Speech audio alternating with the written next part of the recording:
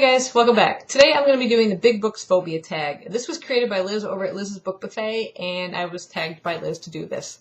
So the purpose of this is to choose 5 big books of 500 or more pages each that you haven't read, and 5 books that are smaller, that are under 3 pages, that you have read. And alternating between these books, you talk about what you love about the smaller books and what you are afraid of about the big books, or why you haven't read them. So I'm going to go ahead and get started. And the first one I'll be starting with is one of the big books. This is a monster of a book. I kid you not. I mean, look at the size of that. And it's monsters. Ha! See what I did there? Yeah. This is by Ilsa J. Bick, and this monster here is 671 pages. It's the 3rd book in the Ashes trilogy. And the reason I haven't read this is because I haven't read the one before it. Haha, see? This is actually Shadows, the 2nd book, which is also a big book. This is another 518 pages. I mean, just to finish the series, I've got 2 humongous books to read. I really liked Ashes, which is probably about the size of this one as well. Sort of a post-apocalyptic book after an EMP pulse strikes the Earth, and I mean, all technology sort of wiped out. Lots of people are killed. Take a picture if you had like a pacemaker, things like that, stop working. It changes certain people in a strange way, and if I recall, there were sort of like creatures that were almost like zombie-ish type creatures. It's been a while since I read the first one, probably because I've been daunted by the size of this one. And they did a cover change. I love these new covers, but the original one was pretty cool too, but now it doesn't match. You know, hate that. So anyway, it's been a while since I read that first one. I may have to reread it to get back into the series, and then I will pick this one up. But yeah, loads of pages there waiting for me. A small book that I have read that I really enjoyed that was under 300 pages. This is 216. It's a middle grade book. It's the first in the series of the Enola Holmes mysteries, and this is The Case of the Missing Marquis, Volume 1. And it's just a really delightful kind of middle grade story about a young teenage detective named Enola Holmes, who happens to be the younger sister of both Sherlock and Mycroft Holmes, the famous detectives. And her mother disappears at the beginning of this story, and she sets off to London kind of on her own to kind of uncover these clues. The reason she's sort of on her own is because her older brother Mycroft, who kind of controls the family fortune, has sort of wanted to send her off to an all-girls school to learn how to be a proper lady. She wants none of it. Her mother never quite raised her that way. She raised her as a free spirit, and she's sort of left clues for her daughter to kind of find her. So we don't know quite yet what's going on with that, but it was a really cool story, and in the course of looking for her mother, she comes across the story of a kidnapped young Marquis, and she ends up kind of helping to solve that case as well. So there's these mini mysteries throughout the series, in addition to the big mystery of where her mother's gone to. But I really, really enjoyed this one. I've read the first 2 in the series. The next big book I have to read is Feed by Mira Grant. This is the first book in the Newsflesh trilogy, kind of a zombie story. Plague starts out in the year 2014. That sort of changes people and spreads and I guess turns people into zombies. And then it continues like 20 years later. So it's originally set in the year 2014, so I probably should read it this year. But kind of the reason I haven't jumped into it is because it's the beginning of another series. I'm in the middle of so many series, like I'm sure you are who's watching. And it's just, oh god, another series. I'm just not ready to start it. I want to finish off some, and that's kind of my goal this year, is to try and knock off some of these series that I'm in the middle of. And there's also the format. I'm not a big fan of the mass market format, and this is sort of like the elongated mass market format that they've come out with now, so they can kind of charge you the price of a trade paperback. But it's at least the printing isn't too small. I mean, it opens up pretty wide. I don't think I'll end up with a cracked spine. But again, the format of it doesn't thrill me, and a new series. So I'm kind of putting this one off for a bit, but I hope to get it before the end of the year. And kind of in that same zombie theme, a smaller book that I have read that I really enjoyed was Warm Bodies by Isaac Marion. This one is 239 pages, so quite a little slim volume. If you know, they made a movie out of this. It's sort of a zombie love romance with our main character, R. A zombie. It's kind of told from his point of view. That's all he remembers about his name. And after eating the brain of this young boy, he falls in love with that young boy's girlfriend, whose name is Julie. So it's sort of a Romeo Juliet kind of twist, really from different sides of the track, zombie living. It was a really great story. They made a great movie out of it. They did really good. I thought they did a good adaptation of it, but I love the book. Definitely recommend it. The next big book I haven't started is book 2 in the partial sequence by Dan Wells. This is Fragments. First book was just called Partials. And I'm actually currently reacquainting myself with partials. I read the book quite some time ago, and I want to start this, but again, I had picked up, I think it was one of the ebook little novellas. Couldn't quite get into it, and I thought, well, I was a little unsure of some of the facts from the first book. I really it's been too long, and again, I didn't want to just jump into the second book without really refamiliarizing myself with some of the events that took place. I know the overall plot, but with regards to certain characters and their outcome, I didn't remember. So I'm currently listening to the audio, so as soon as I'm done with that, I do plan on jumping into this one. And Fragments comes in at a whopping 564 pages, so I will be getting to this one fairly shortly. On to my smaller book that I enjoyed. That's The Devouring by Simon Holt. This is the first book in a trilogy.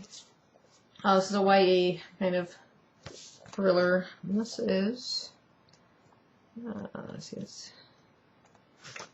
231 pages, so pretty thin. And this is described as devourers. They're evil demonic beings that inhabit human bodies on Starry Night, the darkest hour of the winter solstice. What they do is sort of invade your dreams, trigger your nightmares, and trap you in them, and then suck out the rest of your life force, and you're just stuck in this nightmare forever. And it is super creepy. This one actually did give me nightmares. I did a review of this one. Yeah, I had this sort of almost drowning kind of nightmare. It really freaked me out because it's sort of like the nightmare that the one boy has in the book, so it was pretty bizarre. But I do want to get to the second one. It was my plan to get to it last Halloween, but didn't quite make it because I had some other books I had to read. But I hope to get to it for this Halloween. But I really, really recommend this. It's a really great book, especially if you're into horror or scary. Okay, next big book, the fourth of my big books, is J.K. Rowling, The Casual Vacancy. I love her writing. I love the Harry Potter series. I mean, very few people don't, I think. But I just love her way of describing and her sentence structure. It just really pulls me in. This one is 503 pages, so obviously there was a lot of hype surrounding it when it came out. I didn't want to dive into it right away. And then all the negativity started. I started hearing all these negative reviews, people not liking it. Even my boss said there's no likable characters. I mean, even the main character. There's nobody likable in the book. And that's really hard to get into a story when you don't like anybody in the books. There's no one to kind of, for you to care about. So that kind of scares me about it. And for that reason, I have yet to pick this one up. I did read what was it called? The Cuckoo's Calling by her pen name, Robert Galbraith. Love that. That was a really great mystery. Really pulled me in again. Like I said, I love her writing. Looking forward to the next one coming out pretty soon. But for some reason, just because of the negatives, the things I've heard about this one, I keep putting it down, and I don't quite know yet when I'll be picking this one up. So it isn't quite the size, it's more the negativity behind it that I've heard. The next thin book that I have is Shirley Jackson's We Have Always Lived in the Castle. This is quite a thin little modern classic. It is only, let's see, less than 200 pages. 146 pages, so really, really thin. And this is definitely cover by. I mean, check that out. And this really kind of gives you the idea of the story. It's about Mary Catherine, the younger girl, and Constance, her older sister. They live together with their uncle, and they're the only family members remaining alive because all the other family members in the house died of poisoning, like on one night. They ate some poison mushrooms. And the suspicion fell to the older sister, Constance. And the town is sort of like turned against the whole family. They own like a property, kind of gated property, and they really own pretty much the town, but they want them out. And because of that, Constance has sort of become a shut-in. Their uncle is sort of writing his memoirs of the events of that night, trying to figure out, what happened. And it's really, really intriguing kind of psychological thriller as you're reading through it. And I absolutely love it. Definitely recommend it. If you're looking for kind of a classic that is really easy to get into. Definitely recommend this one. looking forward to reading some of her other books too. I've been wanting to get The Lottery, but I haven't been able to find a copy. But anyway, yeah, definitely recommend that one. My last big book that this one I am scared to read. And for many reasons, besides the size. And that's Battle Royale by Koshan Takami, however you pronounce that name. Koshan Takami. This has sort of been described as like a Hunger Games type book with junior high students. It says, high-octane thriller envisions a nightmare scenario. A class of junior high school students is taken to a deserted island where, as part of a ruthless authoritarian program, they are provided arms and forced to kill until only one survivor is left standing. It was criticized as a violent exploitation when first published in Japan, where it became a runaway bestseller. It says it's a Lord of the Flies for the 21st century, a potent allegory of what it means to be young and barely alive in a dog-eat-dog world. This monster here is, let's see, that's a question and answer thing. That's from the end of the text. So, let's see, 588 pages. But what really scares me, I will show you the reason. There are these students that are going to be trapped on this island. There's a list of them at the beginning. 42 characters, at least just the students alone. 21 males, 21 females. You know how you're reading a book, especially like high fantasy books with these crazy names, and you're reading along and you come across these names, you're like, it kind of stops the flow of your reading because you're trying to pronounce it. You know, how the heck do you pronounce that name? Try 42 Japanese names that aren't going to roll easily off the tongue of an American reader. Even though I've read all these mangas, it's still tough. Mitsuru Numai Shuya Nanahara Yuchirio Takeguchi. Just trying to keep these people straight in my head, I think, is going to be really difficult. And for that reason, it kind of does scare me. Maybe once I get into it, maybe I should see the movie version first, in case reverse it or something. But still, 42 Japanese names I've got to struggle through and keep the characters straight in my head. Yeah, so that's a bit intimidating. I hope to get to it soon. If anybody's read this, let me know what you thought about it. So, yeah. It's got they've got a new cover release too on this. If you haven't checked it out, it looks like a manga cover. It looks super cool, but it's like one of the original covers. But hope to read it someday, but again, a little intimidated by that one. And the last book is one that I have read. It's only 252 pages, and it's adult fiction entitled The Brief History of the Dead by Kevin Brockmeyer. And I read this some time ago. I bought the book, really enjoyed it, gave the book away, came across it again, and said, I don't quite remember how that book ended.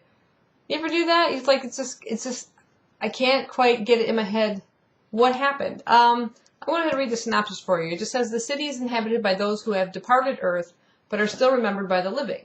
So it's a city of the dead. They will reside in this afterlife until they are completely forgotten. But the city is shrinking and the residents clearing out. Some of the holdouts, like Luke Sims, who produces the city's only newspaper, are wondering what exactly is going on. Others, like Coleman Kindler, believe it is the beginning of the end. Meanwhile, Laura Bird is trapped in an Arctic research station. Her supplies are running low, her radio finds only static, and the power is failing. With little choice, Laura sets out across the ice to look for help, but time is running out. And it says the author alternates between these two storylines to create a lyrical and a haunting tale about love, loss, and the power of memory. So obviously something's happening in the world of the living, which is causing the city of the dead to shrink because there's less people still living to remember those that have departed. And obviously this researcher is not getting any outside contact from outside this research station. So something is definitely going on. I can't remember what happened. I remember enjoying it enough to recommend it to other people, but I can't remember what happened. So I'm picking it up again sometime this year. I've got a second copy. Here we go again. When I first got this was definitely a cover buy. I mean, if you check it out, you see these hands holding this coat open, but there's no body inside. And it just, in the title too, it just, everything about it intrigued me. And then when I read the synopsis in the back, I thought, this is something I can probably get into. And it's such a short little novel, some kind of quick read. Text isn't too small. And yeah, I remember liking it, but I don't remember much more about it. So, yeah, I'll go ahead and recommend it. It'll be a surprise to both of us. But that's my last book in this Big Book Phobia Challenge. I want to thank Liz for tagging me. And I'm not going to tag anybody because I know she tagged quite a few people and it's gone around a little bit now. So just consider yourself tagged by me if you are watching this. And yeah, let me know if you've read any of these books and what you thought of them. And I hope you guys decide to do the tag. Let me know down below if you do, and I'll go check out your video. Thanks for watching.